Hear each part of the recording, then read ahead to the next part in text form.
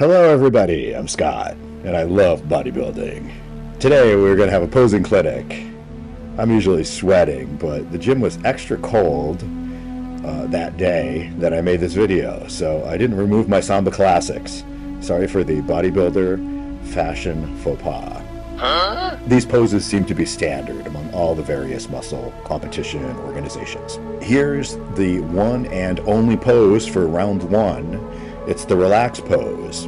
There's a 45-degree angle there with my feet, and you can't see this, but as I flex my quads, hams, and calves, my feet are pushing forward to further activate the quads. I'm pushing hard. I'm flexing my glutes to help activate the hamstrings even more, and close up that space between my legs just below the crotch, trying to make my legs touch each other, and touch each other as far down as they can.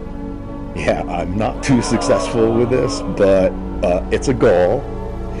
For the relax pose, flex every muscle in your body and suck in your abs. By all means, don't relax. Round two has 6 poses and begins with front double biceps. There's nothing wrong here. Of course, I'd love to have another 20 kilograms of muscle to flex. Notice my elbows are slightly above shoulder height. That's good. Thumbs are tucked into my fists, and fists are pulled down as much as I can to activate the forearm. I'm trying to push my elbows forward while keeping my fists back. I'm trying to keep air in my chest to make those pecs look bigger, and I'm flexing my non-existent abs like there's no tomorrow. Next, with the front lat spread, fists are at belly button level. From the previous pose, I shifted my weight and raised the opposite knee just to add some movement here. You see, I didn't push my chest out until several seconds into the pose. That's not good.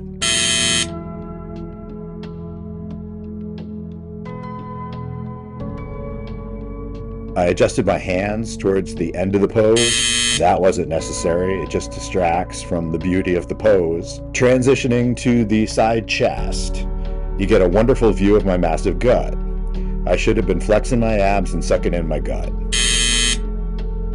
You can't see this in the video, but with quite a bit of force, from the waist down, I'm twisting my knees and legs clockwise. And from the waist up, I'm twisting my shoulders counter-clockwise. Just doing this helps flex those muscles, activates the hamstrings, the pecs, and makes it all look tighter and harder.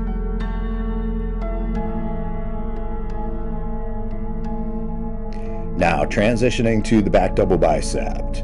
Since this video, I've improved here, but what you don't see on the screen now is the improvement. There's a lot of foot movement, all unnecessary and distracting. More recently, I've learned to gaze down at the floor during the transition, and I can now leave one foot in place while relocating the other foot to the exact perfect location it needs to be for executing the next pose. In this way, the pose feels decided, much less uncertain, more powerful. I should settle into this pose directly, hit it, and stop wiggling my arms up and down.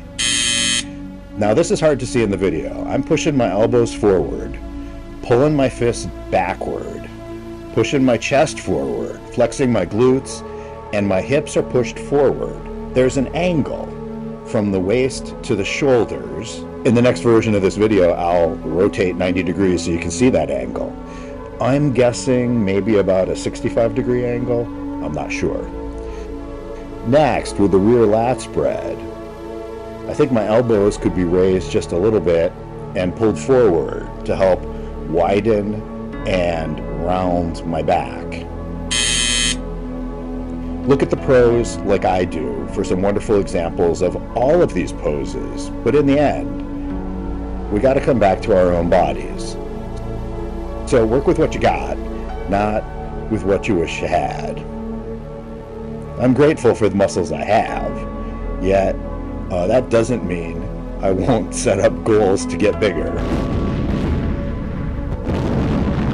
The next pose, side tricep.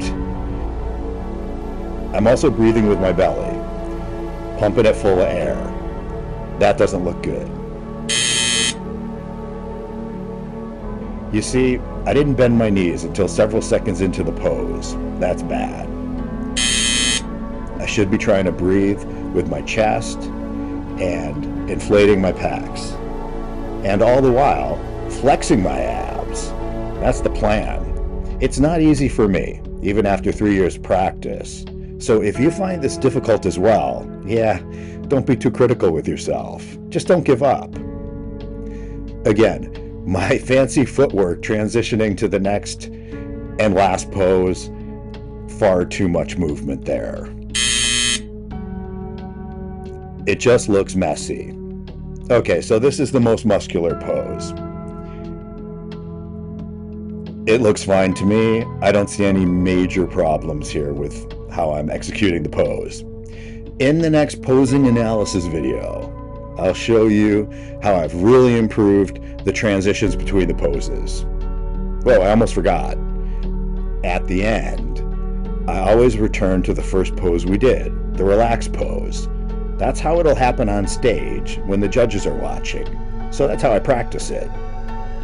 Until next time, happy flexing.